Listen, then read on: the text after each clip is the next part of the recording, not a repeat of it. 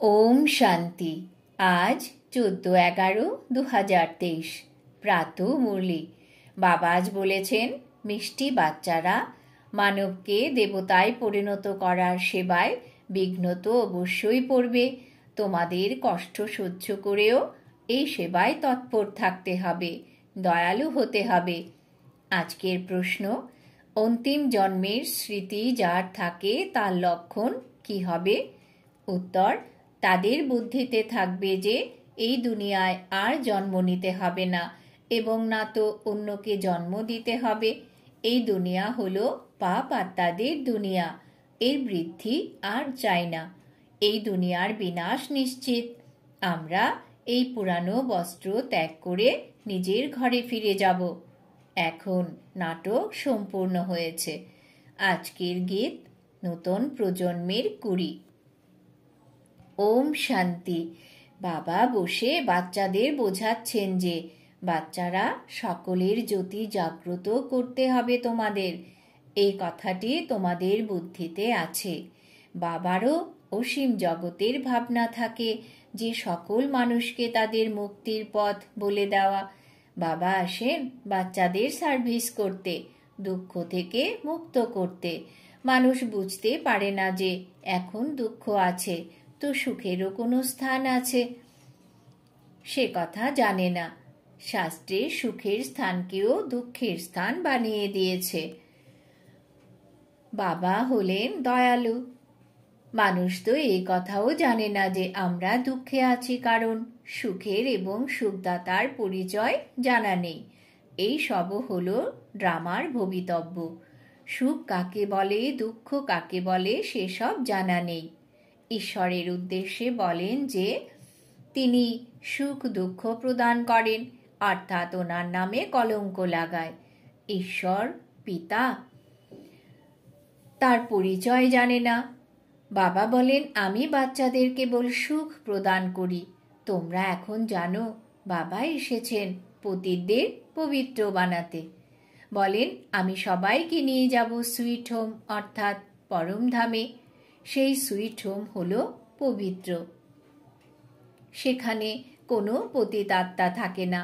সেই ঠিকানার কথা কেউ জানে না। বলে অমুকে পার নির্বাণ গেছে, কিন্তু কিছুই বুঝতে পারে না।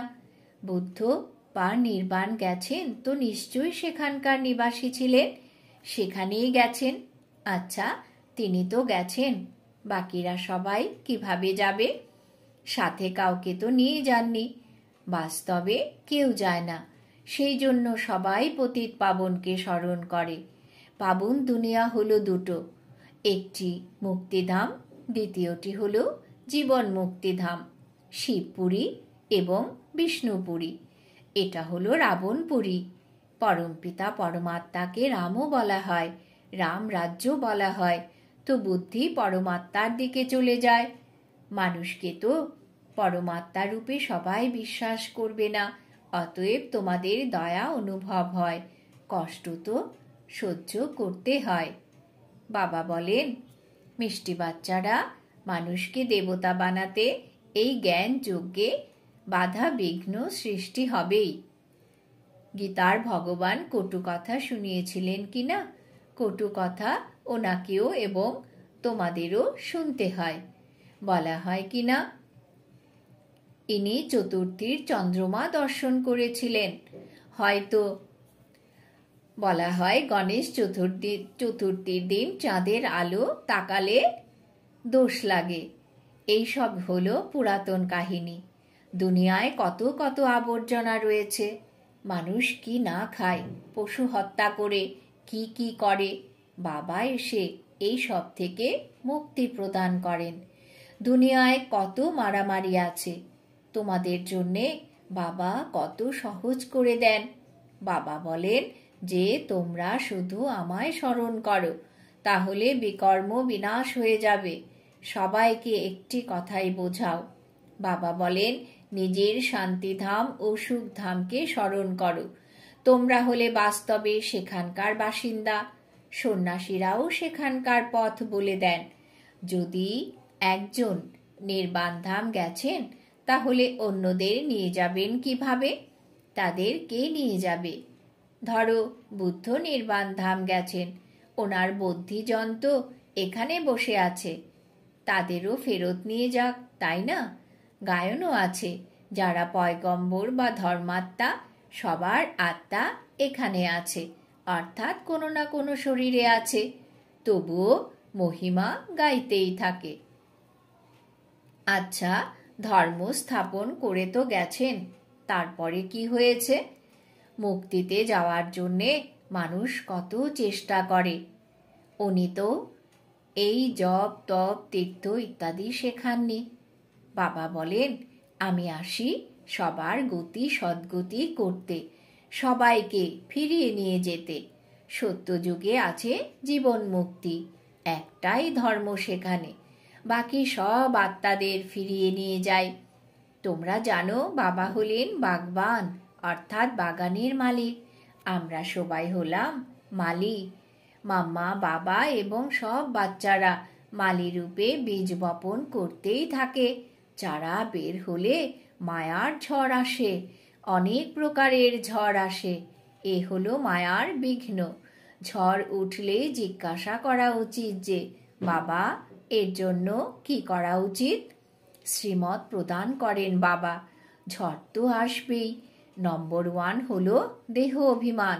এই কথা বোঝে না যে আমি আত্মা হলাম অবিনাশী, এই শরীর হলো বিনাশী। আমাদের 84 জন্ম পুরো হয়েছে, আত্মাই পুনর্জন্ম নেয়।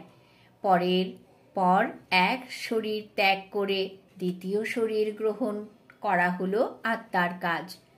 এখন বাবা বলেন, তোমাদের এটা হলো অন্তিম জন্ম। এই দুনিয়ায় দ্বিতীয় জন্ম নিতে হবে না, আর না কাউকে জন্ম দিতে হবে। তখন জিজ্ঞাসা করে, তাহলে সৃষ্টির বৃদ্ধি হবে কিভাবে? আরে, এই সময় সৃষ্টির বৃদ্ধির প্রয়োজন নেই, এটা হলো ভ্রষ্টাচারের বৃদ্ধি। এই নিয়ম রাবণ থেকে আরম্ভ হয়েছে। দুনিয়াকে ভ্রষ্টাচারী করেছে রাবণ, শ্রেষ্টাচারী করেন রাম। এতেও তোমাদের কত পরিশ্রম করতে হয়। ক্ষণে ক্ষণে দেহ অভিমানে চলে আসো তোমরা। যদি কেউ দেহ অভিমান না আসে তবে নিজেকে আত্মা ভাবো। সত্যযুগেও নিজেকে আত্মা তো ভাবে, তাই না? তারা জানে এখন আমাদের এই শরীর বৃদ্ধ হয়েছে, এই শরীর ত্যাগ করে নূতন নেব। এখানে তো আত্মারও জ্ঞান নেই, নিজেকে দেহ ভেবে নিয়েছে। এই দুনিয়া থেকে ফিরে যাওয়ার ইচ্ছে তাদের হয় যারা দুঃখে থাকে। সেখানে তো থাকে সদাই সুখ। যদিও আত্মার জ্ঞান সেখানে থাকে, এক শরীর ছেড়ে অন্য দেহ ধারণ করে, তাই দুঃখ হয় না। সেটা হলো সুখের প্রালব্ধ। এখানেও আত্মা শব্দটি বলা হয়, যদিও অনেকে আত্মাকেই পরমাত্মা বলে দেয়। আত্মা আছে, সেই জ্ঞান তো আছে, তাই না? কিন্তু এই কথা জানে না যে আমরা এই পার্ট থেকে ফিরে যেতে পারি না। এক শরীর ছেড়ে দ্বিতীয় ধারণ অবশ্যই করতে হয়। পুনর্জন্মে তো সবাইকে বিশ্বাস করবে, তাই না? ভোক্ত, কর্মভোক্ত সবাইকে ভোগ করতে হয়। মায়ার রাজ্যে কর্ম বিকর্ম হয়, তাই কর্মভোগ আছে। সেখানে এমন কর্ম নেই যে দণ্ড ভোগ করতে হয়। এখন তোমরা বুঝেছ যে ফিরে যেতে হবে, বিনাশ তো হবেই। বোমা ইত্যাদির ট্রায়াল তো চলছে, ক্রুদ্ধ হয়ে যে কোনো সময় বর্ষণ করে দেবে। এ হলো পাওয়ারফুল বোমা। গায়নও আছে, ইউরোপবাসী যাদব। যদিও আমরা সব ধর্মের মানুষদের ইউরোপবাসী বলবো। ভারত হলো একদিকে, বাকি তাদের সবাইকে এক করে দেওয়া হয়েছে। নিজের দেশ খণ্ডের প্রতি সবার ভালোবাসা তো থাকে, কিন্তু এমনই ভবিতব্য। তো কি করা যাবে? সম্পূর্ণ শক্তি তোমাদের বাবা দিচ্ছেন। যোগ বলের দ্বারা তোমরা রাজত্ব নিচ্ছ। তোমাদের কোনো কষ্ট দেওয়া হয় না। বাবা শুধু বলেন, আমাকে স্মরণ করো, দেহ অভিমান ত্যাগ করো। তারা বলে, আমি রামকে স্মরণ করি, শ্রীকৃষ্ণকে স্মরণ করি। তারা নিজেদের আত্মা ভাবে নাকি? যদি আত্মা ভাবে তাহলে আত্মার পিতাকে স্মরণ করে না কেন? বাবা বলেন, আমি হলাম পরম পিতা পরমাত্মা, আমাকে স্মরণ করো। তোমরা জীব আত্মাদের কেন স্মরণ করছো? তোমাদের দেহে অভিমানী হতে হবে। আমি আত্মা বাবাকে স্মরণ করি। বাবা আদেশ করছেন, স্মরণকালে বিকর্ম, স্মরণ করলে বিকর্ম বিনাশ হবে এবং অবিনাশী উত্তরাধিকারও বুদ্ধিতে থাকবে। পিতা ও সম্পত্তি অর্থাৎ মুক্তি এবং জীবন মুক্তি, এর জন্যে ঘুরে ঘুরে কত ধাক্কা খায়। যজ্ঞ, জপ, তপ ইত্যাদি করতে থাকে। পোপের কাছেও আশীর্বাদ নিতে যায়। এখানে বাবা শুধু বলেন যে দেহ অভিমান ত্যাগ করো, নিজেকে আত্মা নিশ্চয় করো। এই নাটক পুরো হয়েছে, আমাদের 84 জন্ম পুরো হয়েছে, এখন ফিরতে হবে। কত সহজ করে বোঝান।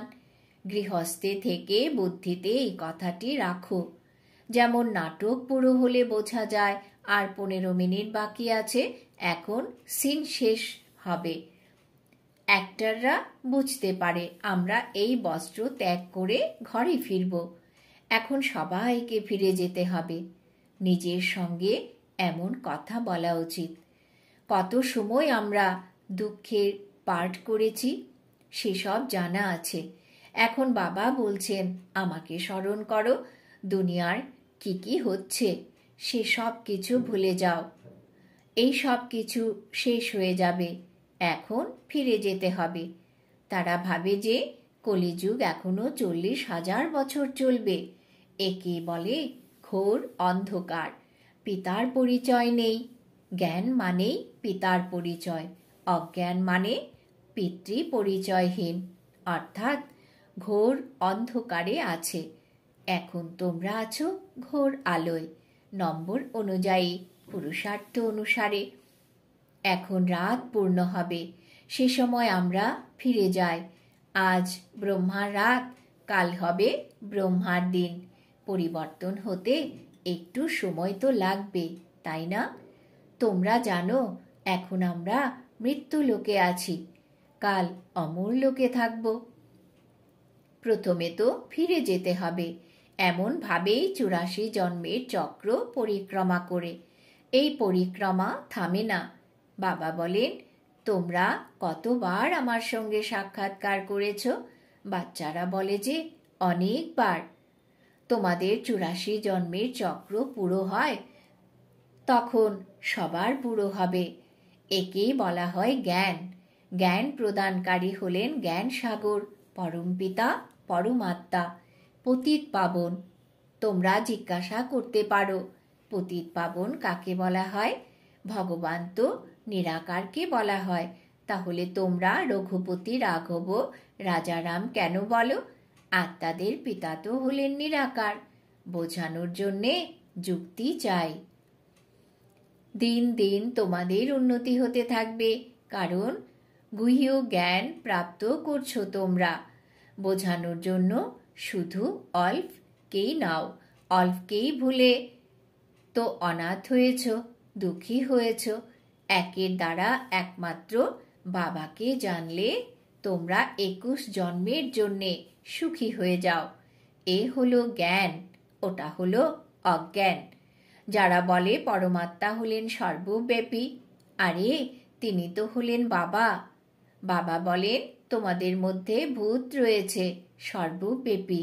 5 বিকার রূপী রাবণ হলো সর্বব্যাপী। এই কথা বোঝাতে হয়। আমরা ঈশ্বরের কোলে আছি, এই কথাতে খুব নেশা হওয়া উচিত। তারপরে ভবিষ্যতে দেবতার কোলে যাব, সেখানে তো সর্বদা সুখ বিদ্যমান থাকে। শিব বাবা আমাদের অ্যাডাপ্ট করেছেন, তাকেই স্মরণ করতে হবে।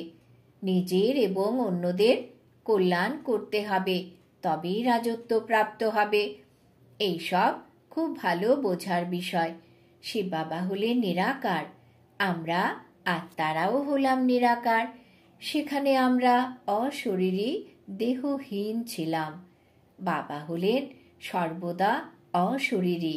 বাবা কখনো শরীররূপী বস্ত্র ধারণ করে পুনর্জন্মে আসেন না। বাবা একবার রিইনকার্নেট করেন। সর্বপ্রথম ব্রাহ্মণ রচনা করেন, তারপরে তাকে আপন করেন এবং নামও রাখতে হয়, তাই না? ব্রহ্মা না থাকলে ব্রাহ্মণ কোথা থেকে আসবেন? অতএব ইনি হলেন সেই যিনি সম্পূর্ণ 84 জন্ম নিয়েছেন। গৌর ছিলেন, পরে শ্যামলা হয়েছেন। সুন্দর থেকে শ্যাম, শ্যাম থেকে সুন্দর হন। ভারতের নামও আমরা শ্যাম সুন্দর রাখতে পারি। ভারতকেই শ্যাম, ভারতকেই গোল্ডেন এজ সুন্দর বলা হয়। ভারত কাম চিতায় বসে কালো হয়, ভারত জ্ঞান চিতায় বসে সুন্দর হয়। ভারত থেকে বুদ্ধি প্রয়োগ হয়। ভারতবাসী আবার অন্য ধর্মে কনভার্ট হয়েছে। ইউরোপিয়ান এবং ইন্ডিয়ানে কোনো তফাৎ দেখা যায় না।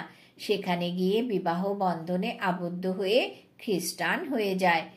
তাদের সন্তানরাও তাদের মতন দেখতে হয়। আফ্রিকায় গিয়েও বিবাহ বন্ধনে আবদ্ধ হয়। এখন বাবা বিশাল বুদ্ধি প্রদান করেন চক্রকে বোঝার জন্য। এও লেখা আছে, বিনাশকালে বিপরীত বুদ্ধি।